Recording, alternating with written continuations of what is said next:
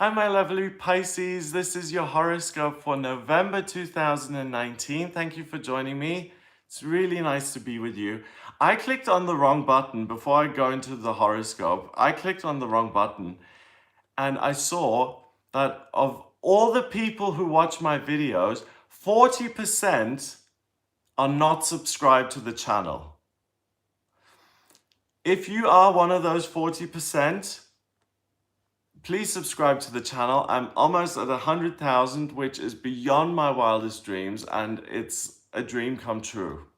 So please subscribe. If you're not registered to YouTube, then it takes a minute to register. You just get a username and a password. Anyway, thank you. So let me get thank you, and Angelia. I'm going to start the horoscope now.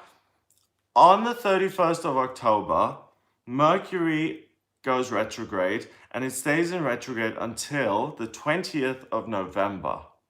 And it's sitting in your 9th house on top of your midheaven, okay? So when Mercury goes retrograde, we all expect things to kind of be a little bit annoying, you know, like phones don't work and the letter didn't arrive, or I said it the wrong way, so someone misconstrued what I said, and it's like Chinese whispers, you know, like papers aren't delivered, contracts have clauses that you didn't see, all of that stuff. So don't, if you can, possibly, don't sign anything, don't make a huge commitment work-wise during the Mercury retrograde, because you might be signing up for something that you don't even want. Okay? So don't let yourself get bullied work-wise into something that you don't want to do. On the 2nd of November, Venus, the planet of love and beauty and creativity, moves into Sagittarius in your 10th house of work. And then on the 26th of November, it goes into Capricorn in your 11th house of friends and hopes and dreams and the public. So Venus really pretty much is in Sagittarius the whole month. I mean, from the 2nd to the 26th. And Sagittarius is ruled by Jupiter, the lucky planet. Sagittarius is super optimistic. It's half man, half horse. It's got a bow and arrow, and it's always galloping towards the next amazing, exciting goal and idea. And that's what you're going to be doing. You're going to set goals, and you're going to pursue those, and they will bring you much more satisfaction in your working life, and you'll feel like you're working and you're working your life purpose. If you don't feel that at all, you're off track, okay? Because the universe is really blessing you with work success. Jupiter, the lucky planet, is also in that 10th house of work. It's at 23 degrees in Sagittarius. 2 and 3 is 5. That's freedom in numerology. So for you, Pisces, November is one of the luckiest months of the year, because you can, this is important, because you can create vocational independence, career independence. So you have more leeway if you're employed. You don't have to check in with your employer every 5 minutes. You don't have to ask permission to go to the toilet. So you assert yourself, and you have all the good luck in our solar system on your side. Really, you do. On the 11th of November, we have Mercury go across the sun. It transits the sun, but it moves in front of it. So we'll see this tiny little dot going across the sun. And Mercury is still in retrograde, remember? So that happens in your 9th house of travel, education, and the higher realms. It's sitting next to your transiting midheaven, which is work, and your sun, which is your identity. So when that happens, first of all, it happened in 2016, Mercury going in front of the Sun. The next time it's going to happen is in 2039. So that is, an important transit, because we who are alive now get to experience this, other generations won't. And in your case, it's going to confuse you in the sense of, what should I be learning? Where should I be traveling to? What should I be doing work-wise? It's all confusing. So wait until the 20th to make any decisions about work. And remember that Venus and Jupiter are helping you with work and blessing you with work all month. So observe and see what's going on for the first 20 days in your job.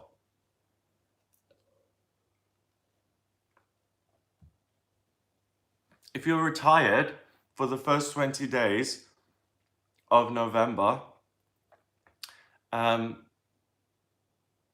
may be miscommunication with other people, or things that you've been working on may suddenly seem to really not be enjoyable anymore. So like you've drawn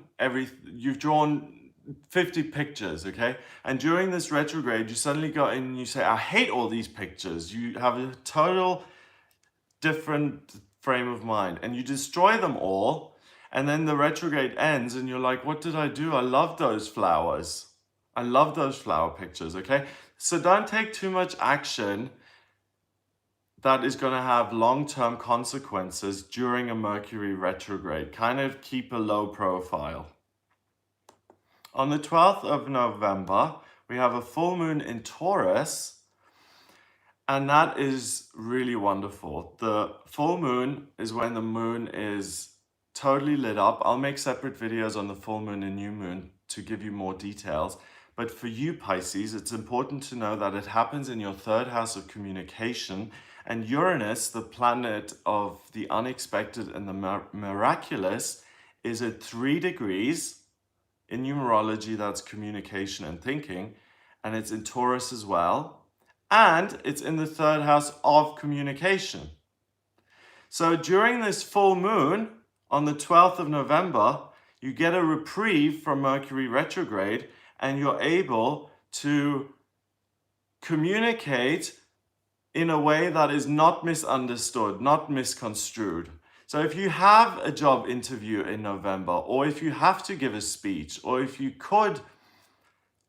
have to do a TED talk, and if you can possibly schedule it for the 12th of November or the 20th of November onwards. Just not the first 20 days of November, please. On the 19th, we have got Mars going into Scorpio. And that is in your 9th house as well. So now you're going to start feeling more certain. On the 20th, Mercury goes direct. Mars is going to try and tidy up and give you your power back and say, you've observed the way these people work, you don't like it, get out of here. Or, I've observed the paintings that I've created.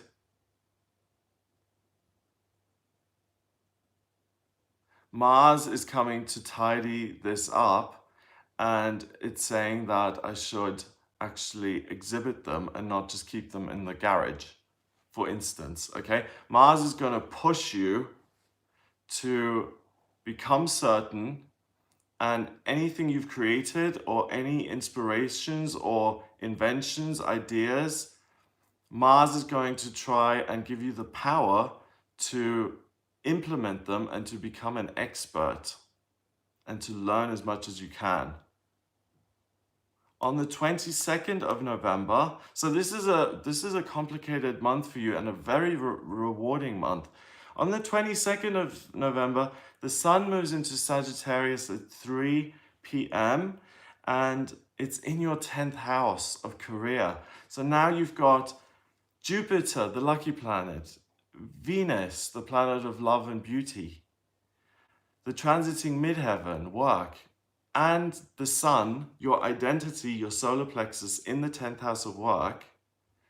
You are going to know now what it is you want to work on.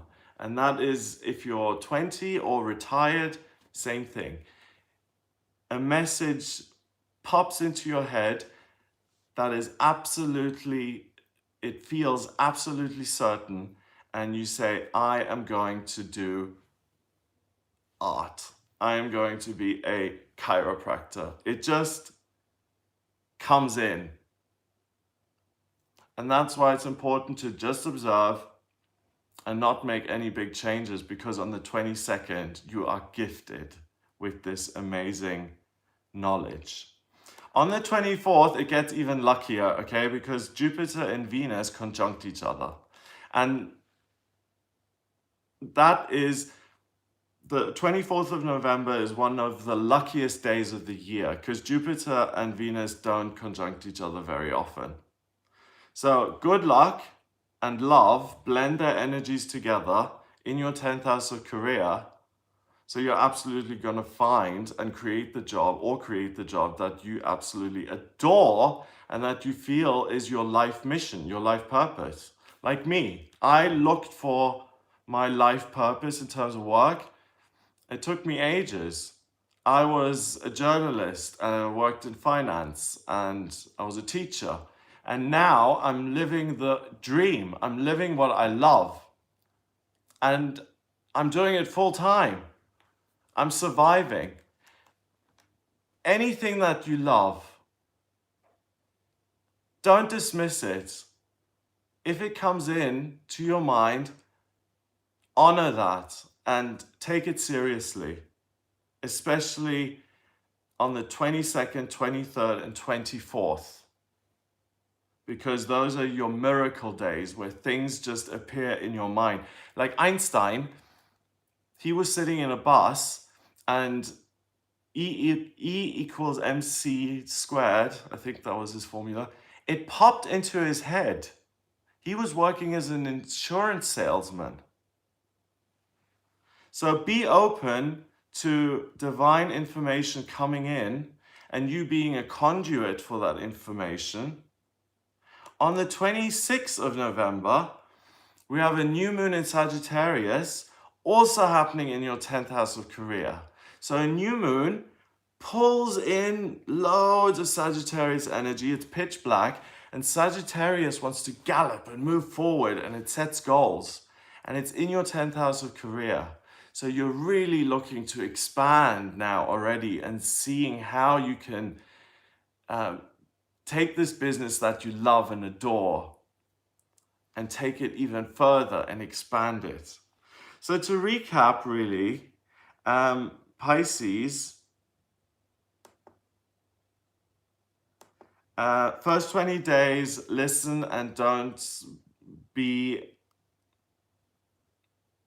listen and look at your work and make a decision. Be an observer for the first 20 days and then take action and harness or gather all the good luck that's available to you. But only tidy things up. If you feel like, okay, these 20 days of November, I've just observed and listened, so my life is in a bit of a mess, that's fine. If you feel like I have to tidy this up, do tidy it up, but only from the 20th onwards, because that's when it's easiest, that's when you meet the right people, that's when good luck happens, and that's when the miracles appear. Okay? So it's about timing and sticking to the schedule. So that's what I get for you in November. It looks like one of the best months of the year for you when it comes to career. I hope you have a wonderful month. If you would like a personal reading with me, like for instance, if you don't get the message of what you're supposed to do, what your life purpose is, then order a personal private reading with me, because in my private readings, I use astrology, tarot, and numerology. And that lets me see everything about you, what your life purpose is, what your vocational aptitudes are, where you've been in past lives, your strengths and weaknesses. I can look at all of that and give you that information. If you like this video, please subscribe. I clicked on the wrong button yesterday in my YouTube channel, and I saw that all of the people who watch my videos, 40% of the people who watch my videos are not subscribed. I can't believe that, because in every video I make, I ask, please subscribe to the channel. 40% aren't subscribed. That is outrageous. So if you don't have a YouTube account, if that's why you're not subscribed, it's so easy to register. You just username and password. It doesn't cost anything. It takes a minute. Just register and subscribe. I would be ever so grateful. I'm nearing 100,000 subscribers. I'm sorry, this is about me, but that is an achievement that is beyond my wildest dreams. And it's making me emotional just talking about it, because I've come from such a dark place and I've worked at this, which is my dream. And I'm telling you this because you have the same opportunity to live your dream and actually succeed with it. For me, getting to 100,000 would be a symbol of such success. Everyone's different. Other people would say 50,000, I made it. Or, oh, I need 1 million, otherwise I haven't made it. You know, we're all different. If you would like a personal reading, like I said, head over to gregoryscott.com and order it there. Please subscribe if you do like the video. If you really like it, then share it online. That would be great so that other people can see it. I hope you have a fabulous, fabulous November. I'm sending you lots of love and lots of kisses. Mwah. And hopefully I'll speak to you soon.